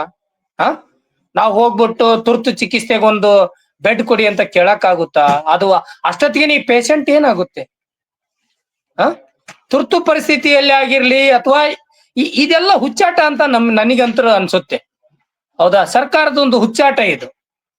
ಆರೋಗ್ಯ ಹಕ್ಕಾಗಿ ಸಿಗಬೇಕು, ಆರೋಗ್ಯ ಹಕ್ಕಾಗಿ ಸಿಗಬೇಕು ಅಂತ ಕಾಯ್ದೆ ಮಾಡೋ ನಿಟ್ಟಿನಲ್ಲಿ ನಾವು ಯೋಚನೆ ಮಾಡೋದ್ ಬಿಟ್ಟು ಖಾಸಗೀಕರಣ ಮಾಡೋ ನಿಟ್ಟಿನಲ್ಲಿ ಯೋಚನೆ ಮಾಡ್ತಿದ್ವಿ ಅಂದ್ರೆ ಹುಚ್ಚಾಟ ಅಂತ ಅನ್ಸಲ್ವಾ ಸರ್ಕಾರದ್ದು? ಮತ್ತೆ ಈ ಬೆಡ್ಗಳು ಈ ತರ ನೀವು ಹೇಳಿದ್ದು ಕೆಲವುದಿಡ್ತಾರೆ, ಕೆಲವುದಿದೆ, ಅದು ಹೇಗೆ ಸಾಧ್ಯ ಆಗುತ್ತೆ? ಈಗ ನೀವು ದಾವಣಗೆರೆನೇ ತಗೊಂಡ್ರೆ ನೀವು ಹೇಳ್ಬೋದು ಅಲ್ಲಿ ಎಷ್ಟು ಬೆಡ್ ಇದೆ, ಆ ಬೆಡ್ ಕೂಡ ಸಾಲದೆ ಹೋಗುತ್ತೆ. ಎಷ್ಟೊಂದು ಜಿಲ್ಲೆಗಳಿಂದ ಬರ್ತಾರೆ ಜನ, ಎಷ್ಟೊಂದು ತಾಲೂಕುಗಳಿಂದ ಬರ್ತಾರೆ. ಸೊ ಹಾಗಿದ್ದಾಗ ಈ ಏನೇ ಶಿಫಾರಸ್ಸಾಗ್ಲಿ ನಡೆಯುವಂತದ್ದು ಸಾಧ್ಯನೇ ಇಲ್ಲ. ಬಡವರು ಸಾವುಗಳ ಸಂಖ್ಯೆ ಜಾಸ್ತಿ ಆಗುತ್ತೆ ಅವಾಗ. ಯಾಕಂದ್ರೆ ಅವಾಗಲೇ ಜಬೀನಾ ಖಾನಮ್ ಅವ್ರು ಮಾತಾಡ್ದಂಗೆ ಇದು ದಾವಣಗೆರೆ ಜಿಲ್ಲೆ ಸ್ಪೆಸಿಫಿಕ್ ಆಗಿ ಹೇಳೋದಾದ್ರೆ ಅಕ್ಕಪಕ್ಕದ ಜಿಲ್ಲೆಗಳು ಸುಮಾರು ಜನ ಬರ್ತಾರೆ ಇಲ್ಲಿಗೆ. 1000 ಬೆಡ್ ಆಸ್ಪತ್ರೆಗಳು ಇರೋದ್ರಿಂದ ಸಾಕಷ್ಟು ಜನ ಅಕ್ಕಪಕ್ಕದವರು ಮಧ್ಯ ಕರ್ನಾಟಕ ಇರೋದ್ರಿಂದ ದಾವಣಗೆರೆಗೆ ಬರ್ತಾರೆ. ಅವಾಗ ನೀವು ಎಲ್ಲ ಖಾಸಗಿ ಕೈಯಾಗ ಬೆಡ್ಗಳಿದ್ರೆ ಸಾವಿನ ಸಂಖ್ಯೆ ಬಡವ್ರದ್ದು ಜಾಸ್ತಿ ಆಗುತ್ತೆ. ಅವಾಗ ಬಡವ್ರ ಸಾವಿಗೆ ಬೆಲೆನೇ ಇಲ್ಲ, ಬೆಡ್ಡಿಗೆ ಮಾತ್ರ ಬೆಲೆ ಜಾಸ್ತಿ ಆಗುತ್ತೆ.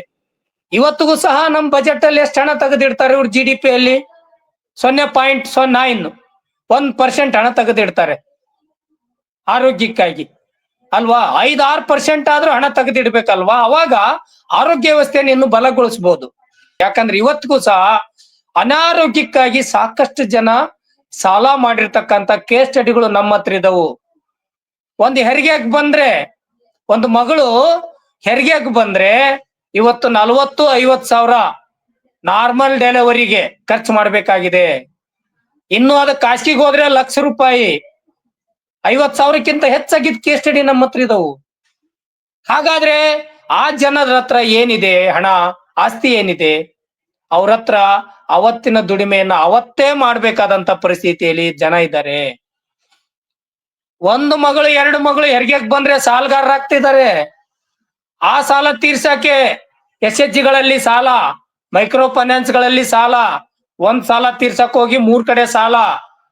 ಹೇಗೆ ಇವತ್ತು ರೈತರು ಆತ್ಮಹತ್ಯೆ ಕಡೆ ಹೋಗ್ತಾ ಇದಾರೋ, ಸಾಲ ಮಾಡಿ ನಮ್ಗೆಲ್ಲ ಅನ್ನ ಹಾಕಿ, ಹಾಗೆ ನಾಳೆ ಅನಾರೋಗ್ಯಕ್ಕಾಗಿನೂ ಸಹ SHGಗಳಲ್ಲಿ, ಮೈಕ್ರೋ ಫೈನಾನ್ಸ್ ಗಳಲ್ಲಿ, ದೊಡ್ಡ ದೊಡ್ಡ ಮೈಕ್ರೋ ಫೈನಾನ್ಸ್ ಸಾಲಗಳಲ್ಲಿ, ಬ್ಯಾಂಕ್ಗಳಲ್ಲಿ ಸಾಲ ಮಾಡಿ ಮಹಿಳೆಯರು ಆತ್ಮಹತ್ಯೆ ಕಡೆಗೆ ಹೋಗ್ತಕ್ಕಂತ ಪರಿಸ್ಥಿತಿ ನಮ್ಮ ರಾಜ್ಯದಲ್ಲಿ ನಡೀತಾ ಇದೆ. ಹಾಗಾಗಿ ಆರೋಗ್ಯ ಶಿಕ್ಷಣ ನಮ್ಮ ಬದುಕಿಗೆ ತುಂಬಾ ಸಂಬಂಧ ಇದೆ. ಹಾಗಾಗಿ ಸರ್ಕಾರ ಈ ತರದ ಅನೀತಿಗಳನ್ನ, ನೀತಿ ಆಯೋಗ ಅಲ್ಲ ಅದು, ಅನೀತಿ ಆಯೋಗ ತರದ ವರ್ತನೆ ನಡೆದಿದೆ.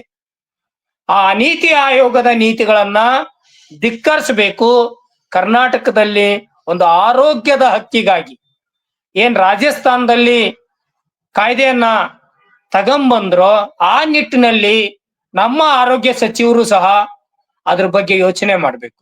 ಕರಿಬಸಪ್ಪ ಅವರು ನಾವು ಏನ್ ಮಾಡ್ಬೇಕು, ಸರ್ಕಾರ ಏನ್ ಮಾಡ್ಬೇಕು ಅನ್ನೋದನ್ನ ತುಂಬಾ ಸ್ಪಷ್ಟವಾಗಿ ತಿಳಿಸಿದ್ದಾರೆ. ಸರ್ಕಾರಿ ವ್ಯವಸ್ಥೆಯನ್ನು ಬಲಗೊಳಿಸ್ಬೇಕು. ಈ ನೀತಿ ಆಯೋಗದ ಏನ್ ಶಿಫಾರಸಿದೆ ಅದನ್ನ ಅನುಷ್ಠಾನ ಮಾಡಬಾರ್ದು. ಖಾಸಗೀಕರಣ ದಿಕ್ಕಿನ ಅಡಿ ಹೋಗ್ಬಾರ್ದು.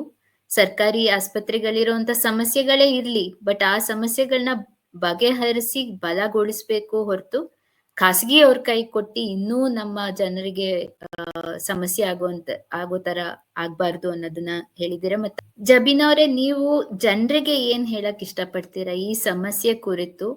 ಮತ್ತೆ ಸರ್ಕಾರ ಏನ್ ಮಾಡ್ಬೇಕು ಅನ್ನೋದನ್ನ ಕರಿಬಸಪ್ಪ ಅವರು ಹೇಳಿದ್ರು, ನೀವು ಕೂಡ ಹೇಳಿದ್ದೀರಾ. ಜನರು ಈ ಸಮಸ್ಯೆ ಬಗ್ಗೆ ಏನ್ ಮಾಡಬಹುದು? ಜನ ನಿಜವಾಗ್ಲೂ ಕೂಡ ಸಂಘಟಿತರಾಗ್ಬೇಕು. ಸಂಘಟಿತರಾಗೋ ಜೊತೆಯಲ್ಲೂ ಕೂಡ ಈ ಸರ್ಕಾರಕ್ಕೆ ಪ್ರಶ್ನೆ ಮಾಡುವಂತ ಮಟ್ಟಕ್ಕೆ, ಯಾಕಂತಂದ್ರೆ ನಮ್ ಕೆಲ್ಸ ಬರೀ 5 ವರ್ಷಕ್ಕೊಮ್ಮೆ ಓಟ್ ಹಾಕಿ ಇವರಿಗೆ ಆರಿಸಿ ಕಳ್ಸೋದಷ್ಟೇ ಅಲ್ಲ. ನಮಗೇನಂತಂದ್ರೆ ನಮಗೆ ಓಟ್ ಹಾಕುವ ಹಕ್ಕು ಕೂಡ ಇದೆ, ಇವರಿಗೆ ಪ್ರಶ್ನೆ ಮಾಡೋ ಕೂಡ ಹಕ್ಕು ಇದೆ ಅಂತ ಹೇಳಿ ಜನರು ಕೂಡ ಒಂದಾಗ್ಬೇಕಾಗಿದೆ. ಜನ ಒಂದಾದಾಗ ಮಾತ್ರ ಖಂಡಿತ ಕೂಡ ಇದು ಬದಲಾವಣೆ ತರಕ್ ಸಾಧ್ಯ ಅಂತ ಹೇಳಿ. ಇಲ್ಲಿ ರಾಜ್ಯದಲ್ಲಿ ಕಳೆದ 1-2 ವರ್ಷದಿಂದ ಸಾರ್ವತ್ರಿಕ ಆರೋಗ್ಯ ಆಂದೋಲನ ಕರ್ನಾಟಕ ಅಂತ ಹೇಳಿ ಒಂದು 30 ಚಿಕ್ಕ ಚಿಕ್ಕ ಸಂಘಟನೆಗಳು ಸೇರ್ಕೊಂಡು ನಾವು ಕಟ್ಟಿರುವಂತ ಒಂದು ಆಂದೋಲನ. ಈ ಆಂದೋಲನದ ಭಾಗವಾಗಿ ಇಡೀ ರಾಜ್ಯದಲ್ಲಿ ಜನರಿಗೆ ಆರೋಗ್ಯ ಒಂದು ಹಕ್ಕಾಗಿ ಸಿಗ್ಬೇಕು, ಮತ್ತೆ ಆರೋಗ್ಯ ಒಂದು ಸೇವೆಯಾಗಿ ಸಿಗ್ಬೇಕು. ಯಾವುದೇ ಕಾರಣಕ್ಕೂ ಯಾವುದೇ ಒಬ್ಬ ರೋಗಿಯ ಆರೋಗ್ಯದ ಹಕ್ಕನ್ನು ನಿರಾಕರಣೆ ಆಗ್ಬಾರ್ದು ಅಂತ ಹೇಳಿ ಹುಟ್ಕೊಂಡಿರುವಂತ ಈ ಒಂದು ಆಂದೋಲನ. ಇವತ್ತು ಇದರ ಭಾಗವಾಗಿ ನಾವು ಏನು ಇವತ್ತಿಂದ ಇದರಲ್ಲಿ ಬೆಳಗಾವಿಯಲ್ಲಿ ನಡೀತಾ ಇರುವಂತಹ ಈ ಚಳಿಗಾಲದ ಅಧಿವೇಶನದಲ್ಲಿ ನಾವೇನ್ ಮಾಡ್ತಾ ಇದೀವಿ ಅಂತಂದ್ರೆ, ಸುಮಾರು ಒಂದು 4-5 ಹಕ್ಕೊತ್ತಾಯವನ್ನು ಇಟ್ಕೊಂಡು ನಾವು ಅಲ್ಲಿ ಒಂದು ಹಕ್ಕೊತ್ತಾಯದ ಮನವಿಯನ್ನು ನಾವು ಅಲ್ಲಿ ಸಲ್ಲಿಸ್ತಾ ಇದೀವಿ. ಏನಂತ ಹೇಳಿದ್ರೆ ಅಂತಂದ್ರೆ, ಒಂದು ಜನರಿಗೆ ಎಲ್ಲರಿಗೂ ಕೂಡ ಔಷಧಿ ಉಚಿತವಾಗಿ ಸಿಗ್ಬೇಕು. ಯಾವುದೇ ಕಾರಣಕ್ಕೂ ಯಾವುದೇ ಅಂದ್ರೆ ಒಬ್ಬ ಡಾಕ್ಟರ್ ರೋಗಿಗಳಿಗೆ ಯಾವುದೇ ಒಂದ್ ಚೀಟಿ ಹೊರಗಡೆ ಒಬ್ಬ ಖಾಸಗಿ ಮೆಡಿಕಲ್ಗೆ ಬರ್ದು ಕೊಡಬಾರ್ದು. ಆ ಮಟ್ಟಕ್ಕೆ ಇಲ್ಲಿ ಎಲ್ಲವೂ ಕೂಡ ಉಚಿತವಾಗಿ ಔಷಧಿಗಳ ಲಭ್ಯತೆಗಳು ಆಗ್ಬೇಕು ಅಂತ ಹೇಳಿ ಒಂದು ಹಕ್ಕೊತ್ತಾಯದ ಡಿಮ್ಯಾಂಡ್ ಅನ್ನು ನಾವು ಕೂಡ ಇಟ್ಟಿದ್ದೇವೆ. ಹಾಗೇನು ಕೂಡ ಇವಾಗ ನಮಗೆ ಗೊತ್ತಿದೆ, ಈ ವ್ಯವಸ್ಥೆ ಬಗ್ಗೆ ಮಾತಾಡುವಾಗ ನೀವು ಅವಾಗ್ಲೇ ಪ್ರಶ್ನೆ ಮಾಡುವಾಗ ಹೇಳ್ತಾ ಇದ್ರಿ, ಅಂದ್ರೆ ಈ PPP ಮಾಡೆಲ್ ಅಲ್ಲಿ ಇಷ್ಟು ಜನರಿಗೆ ಅಂದ್ರೆ ಈ ತರ ಮೀಸಲ್ ಬೆಡ್ಗಳು ಇಟ್ರೆ ಯಾವ ತರ ಜನರಿಗೆ ಆರೋಗ್ಯದ ವ್ಯವಸ್ಥೆ ಸಿಗುತ್ತೆ ಅಂತ ಹೇಳಿ. ಇವಾಗ ನಮ್ಮ ಕಣ್ಮುಂದೆ ಆಯುಷ್ಮಾನ್ ಭಾರತ್ ಆರೋಗ್ಯ ಕರ್ನಾಟಕ ಒಂದು ಯೋಜನೆ ಏನಿದೆ, ಆ ಯೋಜನೆಯಲ್ಲಿ ಸುಮಾರು ಜನರು ಕೂಡ ಯಾವ ತರ ಇನ್ಶೂರೆನ್ಸ್ ಕಾರ್ಡ್ಗಳು ದುರ್ಬಳಕೆ ಆಗ್ತಾ ಇದೆ, ಮತ್ತೆ ಜನ ಕೂಡ ತನ್ನ ಕೈಯಿಂದ ಎಷ್ಟೆಲ್ಲ ಖರ್ಚುಗಳು ದುಡ್ಡಿಂದ ಹಣ ಖರ್ಚು ಎಷ್ಟು ತನ್ನ ಜೇಬಿಂದ ದುಡ್ಡು ಖರ್ಚು ಮಾಡ್ತಾ ಇದೆ ಅಂತ ಹೇಳಿ ನಮ್ಮ ಹತ್ರ 106 ಕೇಸ್ ಸ್ಟೋರಿಗಳು ಇದಾವೆ. ಅದಕ್ಕಾಗಿ ನಾವು ಸರ್ಕಾರಕ್ಕೆ ಒತ್ತಾಯ ಮಾಡ್ತಾ ಇರೋದೇನಂತ ಅಂದ್ರೆ, ಯಾವುದೇ ಕಾರಣಕ್ಕೂ ಯಾವುದೇ ಆರೋಗ್ಯ ಇನ್ಶೂರೆನ್ಸ್ ಗಳು ಇರಬಾರ್ದು. ಯಾಕಂತಂದ್ರೆ ಮತ್ತೆ ನಾವ್ ಏನ್ ಮಾಡ್ತಾ ಇದೀವಿ ಅಂತ ಅಂದ್ರೆ, ಖಾಸಗಿ ಆಸ್ಪತ್ರೆಗಳನ್ನೇ ನಾವು ಬಲಗೊಳಿಸಕ್ ನೋಡ್ತೀವಿ. ಸರ್ಕಾರದಲ್ಲಿ ಇರುವಂತ ದುಡ್ಡು ನಮಗ್ ಮಾಡಕ್ ಆಗಲ್ಲ, ನೀನ್ ಮಾಡು ಅಂತ ಹೇಳಿ ಇರುವಂತ ದುಡ್ಡು ಏನ್ ಮಾಡ್ತೀವಿ ಅಂತಂದ್ರೆ ಮತ್ತೆ ಪ್ರೈವೇಟಿಗೆ ಕಳಿಸುವಂತ ವ್ಯವಸ್ಥೆ ಮಾಡ್ತಾ ಇದೀವಿ. ಯಾವುದೇ ಕಾರಣಕ್ಕೂ ಕೂಡ ಈ ಹೆಲ್ತ್ ಇನ್ಶೂರೆನ್ಸ್ ಗಳು ಇರಬಾರ್ದು. ಸಂಪೂರ್ಣವಾಗಿ ಆರೋಗ್ಯ ವ್ಯವಸ್ಥೆ ಸರ್ಕಾರಿ ವ್ಯವಸ್ಥೆಯಲ್ಲೇ ಸಿಗ್ಬೇಕು, ಈ ಇನ್ಶೂರೆನ್ಸ್ ಕಾರ್ಡ್ಗಳು ಇರಬಾರ್ದು ಅಂತ ಹೇಳಿ.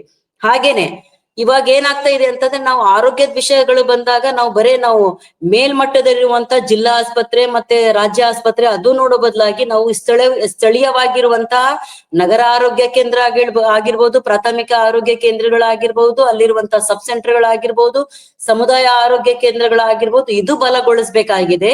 ಬಲಗೊಳಿಸೋ ಜೊತೆಯಲ್ಲೂ ಕೂಡ ಇವತ್ತು ಅಲ್ಲಿ ಆ ವ್ಯವಸ್ಥೆಗೆ ಹೋಗುವಂತ ನೂರಾರು ಜನ ಕೂಲಿ ಕಾರ್ಮಿಕರಾಗಿರ್ಬಹುದು, ಅಸಂಘಟಿತ ವಲಯದಲ್ಲಿ ದುಡಿಯುವಂತರು ಇರಬಹುದು, ಆದಿವಾಸಿಗಳು ಇರಬಹುದು, ಅಲೆಮಾರಿ ಸಮುದಾಯಗಳು ಇರಬಹುದು, ಮತ್ತೆ ಲಿಂಗತ್ವ ಮತ್ತು ಲೈಂಗಿಕ ಅಲ್ಪಸಂಖ್ಯಾತರು ಆಗಿರ್ಬಹುದು, ಮತ್ತೆ ಲೈಂಗಿಕ ಕಾರ್ಮಿಕರು ಆಗಿರ್ಬಹುದು. ಇಂತಹ ಹಲವಾರು ಕಾರ್ಮಿಕರು ಸರ್ಕಾರಿ ವ್ಯವಸ್ಥೆಗೆ ಅವಲಂಬಿಸ್ಕೊಂಡಿದ್ದಾರೆ. ಅವರು ಬೆಳಗ್ಗೆ ಟೈಮಲ್ಲಿ ಕೆಲ್ಸಕ್ಕೆ ಹೋಗಿರ್ತಾರೆ. ಯಾಕಂತಂದ್ರೆ ಈ ಪ್ರೈಮರಿ ವ್ಯವಸ್ಥೆಯಲ್ಲಿ ಯಾವ ತರ ಇದೆ ಅಂತಂದ್ರೆ ಬೆಳಿಗ್ಗೆ 10 ಗಂಟೆಯಿಂದ ಸಂಜೆ 4:15 5 ಗಂಟೆ ಕ್ಲೋಸ್ ಆಗ್ಬಿಡುತ್ತೆ. ಜನ ಕೆಲಸ ಮುಗಿಸ್ಕೊಂಡ್ ಬಂದ್ಮೇಲೆ ಅಲ್ಲಿ ಅವರಿಗೆ ಆರೋಗ್ಯ ಅಂದ್ರೆ ಅವರು ಆಸ್ಪತ್ರೆ ಮತ್ತೆ ಕೇಂದ್ರಗಳಿಗೆ ಹೋಗ್ಬೇಕು ಅಂತಂದ್ರೆ ಆಗ್ಲೇ ಕೇಂದ್ರಗಳು ಮುಚ್ಚೋಗಿರ್ತವೆ. ಅದಕ್ಕಾಗಿ ನಾವು ಮತ್ತೊಂದು ಹಕ್ಕೊತ್ತಾಯ ಮಾಡ್ತಾ ಇರೋದೇನಂತಂದ್ರೆ ಜನರಿಗೆ ಅನುಕೂಲ ಆಗೋ ರೀತಿಯಲ್ಲಿ ನೀವು ಸಮಯ ಇನ್ನೂ ಕೂಡ ಹೆಚ್ಚಿಸ್ಬೇಕು ಅಂತ ಹೇಳಿ ಕೂಡ ನಾವು ಹಕ್ಕೊತ್ತಾಯ ಅವರಿಗೆ ಮಾಡ್ತಾ ಇದೀವಿ.